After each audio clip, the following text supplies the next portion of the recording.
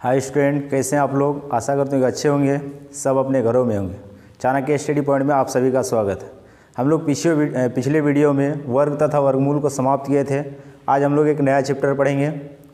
तो नया चैप्टर का नाम है घन तथा घनमूल। जिस प्रकार से हम लोग वर्ग तथा वर्गमूल पढ़े थे, उसी प्रकार से यहाँ पे आप लोगों के पास एक नया चैप्टर है घन तथा घनमूल। तो सबसे पहले हम लोग घन के बारे में जानेंगे, उसके बाद हम लोग घनमूल के बारे में पढ़ेंगे। तो घन के बारे में यहाँ पे लिखा हुआ क्या कि जब किसी संख्या को स्वयं के साथ 3 बार गुना किया जाता है तो उस गुणनफल को उस संख्या का घन संख्या कहा जाता है। अर्थात जैसे में अगर देखें कि 3 का घन मतलब 3 पे घात 3, इसका अर्थ हो गया क्या कि 3 को 3 बार गुना करना है।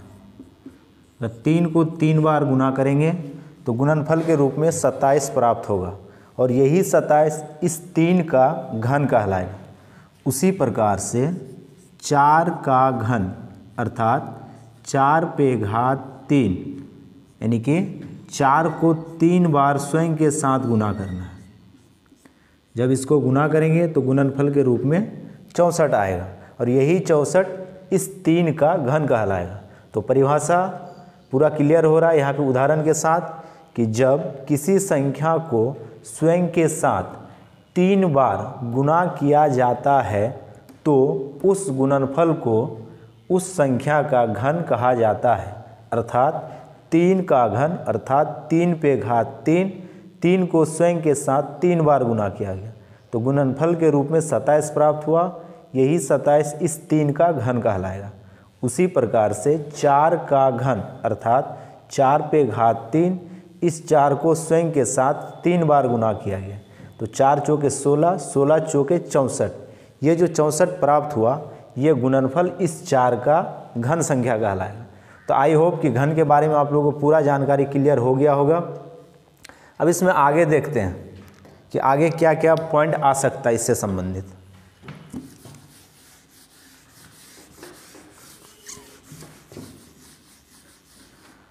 अब यहाँ पे हम लोग एक पॉइंट देखेंगे, क्योंकि ये बहुत ही छोटा सा चैप्टर है, आप लोगों को पूरा क्लियर समझ में आएगा। तो यहाँ पे एक पॉइंट लिखते हैं हम लोग कि घन संख्या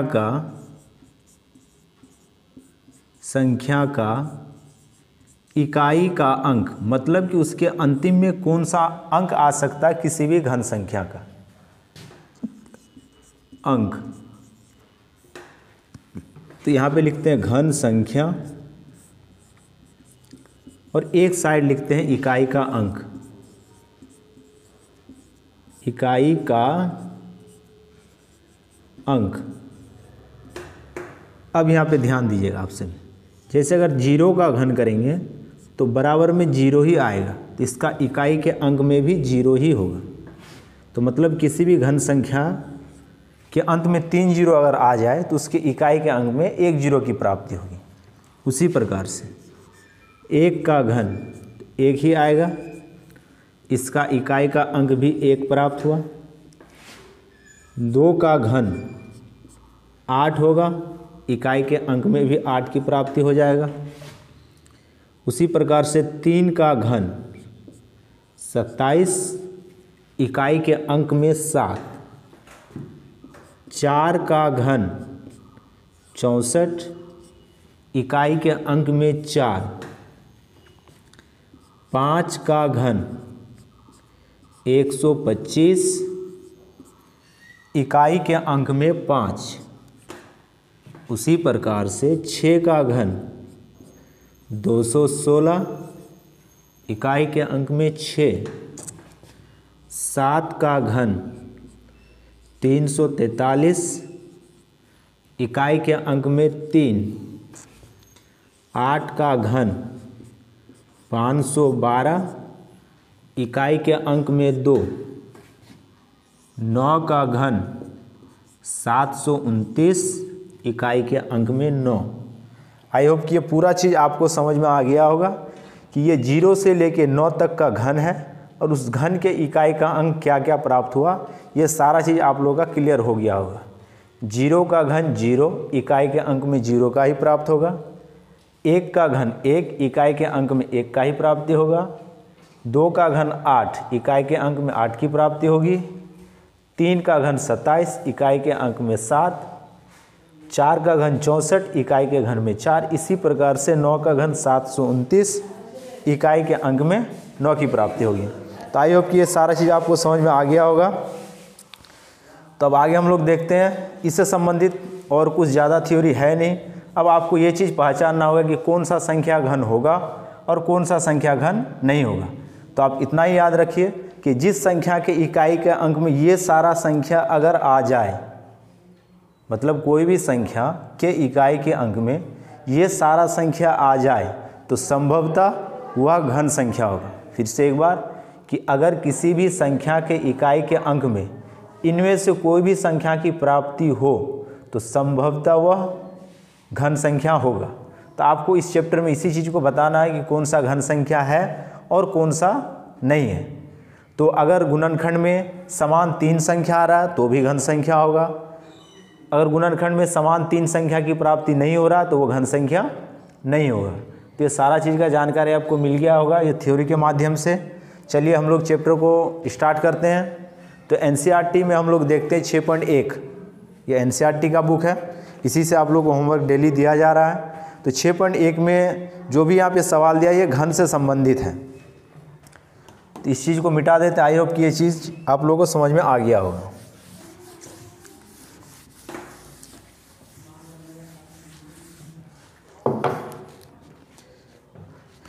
तो 6.1 में हम लोग पहला सवाल देखते हैं। इसमें क्या बोलना चाह रहा है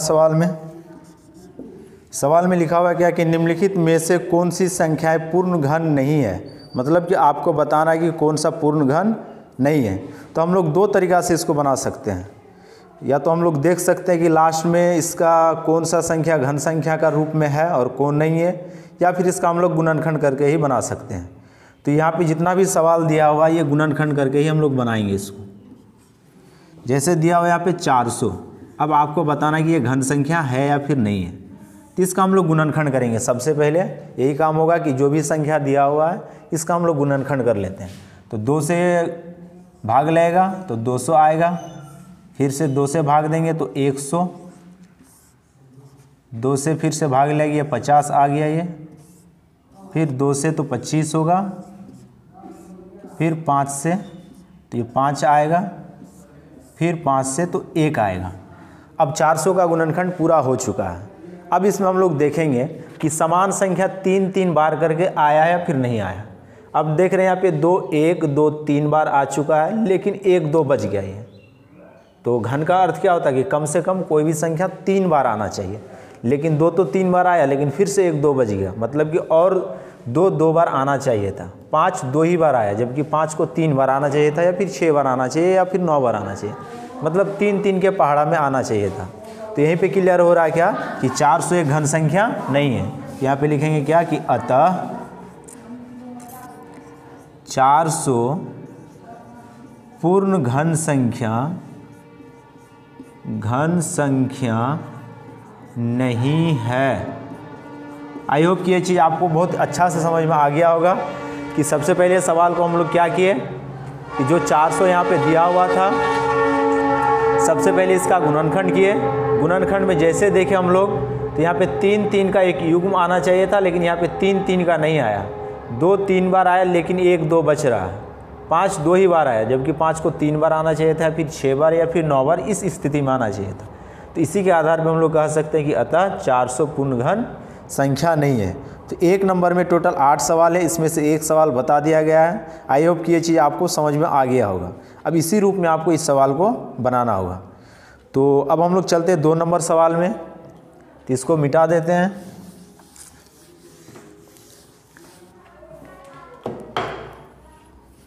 अब देखते हैं हम लोग 2 नंबर सवाल। 2 नंबर सवाल में बोलना क्या चाह रहा है यहाँ पे कि वह सबसे छोटी संख्या ज्ञात करे जिसे निम्नलिखित संख्याओं से गुणा करने पर पूर्ण घन संख्या प्राप्त हो जाए। तो सबसे पहले सवाल को लिखते हैं यहाँ पे। इसमें एक सवाल दे दिया 320। अब सवाल में बोल रहा है क्या कि यह घन संख्या नहीं है। तो नहीं है तो सबसे पहले इसको हम लोग चेक करेंगे क्यों नहीं है। उसके बाद फिर सवाल में बोला गया कि किस संख्या से गुणा किया जाए कि यह घन संख्या बन जाए। तो सबसे पहले हम लोग इसका गुणनखंड करते हैं, तब आगे का जो भी स्थिति होगा उस पर हम लोग चर्चा करेंगे। तो सबसे पहले ये 2 से भाग लगेगा, तो 2 एका 2, 2 छके 12, 0। फिर 2 से 80 बार में कटेगा ये, फिर 2 से 40 बार में, फिर 2 से 20 बार में, फिर 2 10, फिर से 2 5, फिर से 5 1।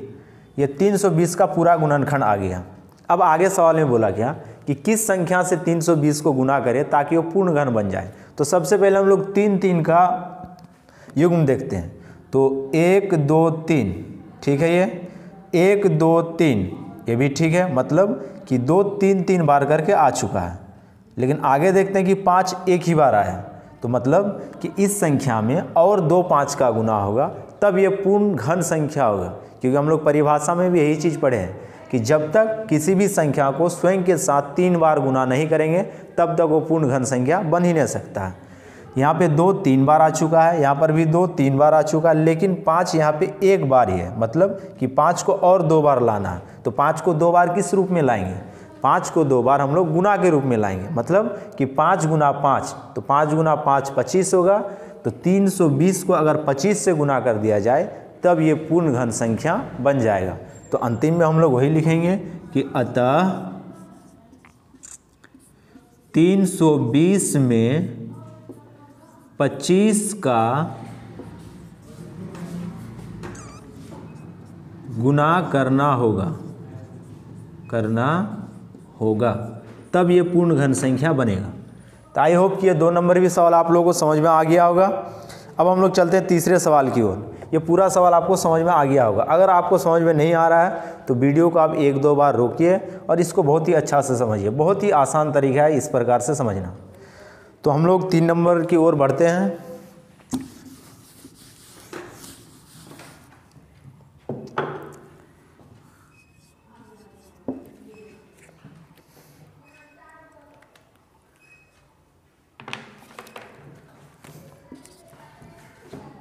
तो देखते हैं 3 नंबर में सवाल में बोलना क्या चाह रहा है। सबसे पहले 3 नंबर में बोल रहा क्या कि वह छोटी सी संख्या ज्ञात करें जिसे निम्नलिखित संख्याओं से भाग देने पर भागफल एक पूर्ण घन प्राप्त हो जाए। 2 नंबर में बोला था कि गुना करने पे पूर्ण घन प्राप्त हो, लेकिन 3 नंबर में बोल रहा क्या कि भाग देने पे वह पूर्ण घन प्राप्त हो जाए। तो सबसे पहले एक सवाल को यहाँ पे लिखते हैं। 1 नंबर सवाल में दे दिया 256। अब सवाल में बोला क्या कि ये घन संख्या नहीं है, इसको घन संख्या बनाना है, तो किस संख्या से भाग दे ताकि ये घन संख्या बन जाए। तो सबसे पहले इस सवाल को हम लोग जो भी दिया हुआ है इसका सबसे पहले गुणनखंड करेंगे हम लोग। तो सबसे पहले 2 से जाएगा, 2 एका 2, 2 दूना 4, 2 अट्ठे 16, 128 बार में। फिर से 2 से, 2 छके 12, 2 चौके 8, फिर से 2 से जाएगा ये, तो 32 बार में कटेगा ये। फिर से 2 से डिवाइड होगा ये, 16 बार में कट जाएगा ये। फिर से 2 से डिवाइड होगा, ये 8 बार में कटेगा। उसी प्रकार से फिर से अगर 2 से डिवाइड करेंगे तो 4 आएगा, फिर से 2 से डिवाइड करेंगे तो 2 आएगा, और अंतिम में 2 से डिवाइड करेंगे तो 1 आएगा। अब देखते हैं यहाँ पे कि 3 3 का यहाँ पे युग्म बन रहा कि नहीं। तो 1 2 3, ठीक है, ये 1 2 3 ये भी ठीक है, 1 2। अब यहाँ पे 2 2 बार बच गया, जबकि 3 बार करके आना चाहिए था। अगर 3 3 का ये समूह बना रहा था तो घन संख्या ये हो जाता, लेकिन इसमें 1 2 का कमी है। लेकिन सवाल में बोला क्या कि जो चीज़ बचा उसको गुना नहीं करना, मतलब जिस चीज़ का कमी है उससे गुना नहीं करना है, जिस चीज़ का कमी है उससे भाग भी नहीं देना। यहाँ पे उल्टा चलना हम लोग को, मतलब कि जो चीज़ बचा उसी से इसको भाग देना है। जबकि 2 नंबर सवाल में क्या था कि जो चीज़ का कमी था उससे गुना किए थे, लेकिन इसमें होगा क्या कि जो चीज़ बचा उसी से भाग देना है। बस दोनों सवाल में इतना ही अंतर था। मतलब कि अगर आपको पूर्ण घन संख्या बनाना है गुना करके, तो जो चीज़ का कमी रहेगा उससे गुना करना है। अगर आपको पूर्ण घन संख्या बनाना भाग देके, तो जो चीज़ बचा उससे भाग देना। तो बस आपको 2 ही बात याद रखना। फिर से, अगर आपको पूर्ण घन संख्या बनाना है गुना करके, तो जो संख्या का कमी था उससे उसको गुना करेंगे। अगर आपको पूर्ण घन संख्या बनाना है भाग देके, तो जो संख्या बचा उसी से भाग देना है। तो अब देखिए यहाँ पे 3 3 का यहाँ पे समूह बना रहा है, 1 2 3 ये समूह बन गया, 1 2 3 ये भी समूह बन गया। लेकिन यहाँ पे 1 2 2 2 बच गया, मतलब इस 2 2 को इससे भाग देना। तो 2 गुना 2, 2 दूना 4, इस 4 से अगर 256 को भाग दे दिया जाए तो जो भी भागफल आएगा वो एक पूर्ण घन संख्या होगा। तो यानी कि लास्ट में हम लोग लिखेंगे क्या कि अतः 256 को 4 से विभाजित करना होगा, विभाजित करना होगा। तो आप इसको थोड़ा रफ करके भी देख सकते हैं। तो यहाँ पे ध्यान दीजिएगा, 256 को अगर 4 से विभाजित कर दें, 4 छके 24, 1 यहाँ पे 6 उतर गया, 4 चौके 16, ये 64 8 का घन है। तो आई होप कि ये चीज़ आपको क्लियर हो गया होगा कि जो चीज़ बचा उसी से भाग दे दिए तो हम लोग को मिल गया कौन सी संख्या, एक पूर्ण घन संख्या की प्राप्ति हो गया हम लोग के पास। तो ये 3 नंबर का सवाल था। आई होप कि ये चीज़ आपको समझ में आ गया होगा। और इस चैप्टर का अंतिम सवाल को हम लोग देखते हैं कि निम्नलिखित घन संख्याओं को उसके क्रमागत विषम संख्याओं के योग के रूप में लिखे। ये सवाल हम लोग वर्ग तथा वर्गमूल में भी पढ़े थे। सेम वही सवाल है कि क्रमागत विषम संख्या को घटाते जाएंगे, अगर अंतिम में जाके 0 प्राप्त हो गया तो वहाँ पर हम लोग पढ़े थे वर्ग संख्या। इसमें भी वही स्थिति है कि अंतिम में जाके अगर 0 प्राप्त हो गया तो ये हो जाएगा घन संख्या। बस इतना ही अंतर है दोनों सवाल में। तो हम लोग अंतिम सवाल को देखते हैं। तो हम लोग अब 4 नंबर को देखते हैं। इस सवाल में बोला गया क्या कि जो हम लोग के पास घन संख्या है, इस घन संख्या को योग के रूप में लिखना। लेकिन यहाँ पे और एक सवाल जोड़ दिया गया कि इसको तो योग के रूप में लिखना है, लेकिन उसमें जितना भी संख्या आना चाहिए वो सारा संख्या विषम संख्या होना चाहिए। तो सबसे पहले देखिए कि 2 का घन 8 आया। अब इस 8 को योग के रूप में लिखेंगे, लेकिन उस योग में सिर्फ और सिर्फ विषम संख्या आना चाहिए। तो अब यहाँ पे ध्यान देंगे हम लोग। सबसे पहले ये जो 2 का घन किया, इस 2 को हम लोग ध्यान से देखेंगे। तो ये 2 है, इस 2 में से 1 को घटाएंगे तो 1 आया। अब इस 1 को फिर से 2 से गुना करेंगे और इसमें 1 जोड़ेंगे तो बराबर 3 आया। मतलब कि इस 2 के घन में जो 8 की प्राप्ति हुआ उसमें सबसे पहला विषम संख्या जो आएगा इसके योग के रूप में, उसमें पहला संख्या 3 आएगा। तो इसको हम लोग पहले जोड़ते हैं। मतलब 8 का योग अगर आएगा तो 8 बराबर 3 और इसके बाद जो विषम संख्या आएगा 5। मतलब जितना संख्या का घन हुआ टोटल उतना ही विषम संख्या। तो 2 था, इसमें टोटल 2 ही विषम संख्या है। 3 और 5 8 फिर से पूर गया। चलिए एक नया सवाल को देखते हैं। ये सवाल बहुत ही आसान है लेकिन समझने में थोड़ा सा दिक्कत होगा। चलिए इसी का 2 नंबर सवाल देखते हैं, या फिर कोई भी एक सवाल हम लोग ऐसे ही देखते हैं। मान लेते 4 का घन 64। अब इसको विषम संख्या को लिखना, इस 64 को। सबसे पहले आप इस 4 को देखें, ये 4 आया, 4 में से आप 1 को घटाइए, 3 आया। अब इस 3 को 4 के साथ गुना कर दीजिए और इसमें 1 जोड़ दिए तो पहला विषम संख्या आएगा। तो 4 तिये 12 और 1 13। तो मतलब इस 64 में पहला विषम संख्या 13 होगा। अब 13 के बाद जितना भी लगातार 4 तक विषम संख्या आप उसको लिख दीजिए।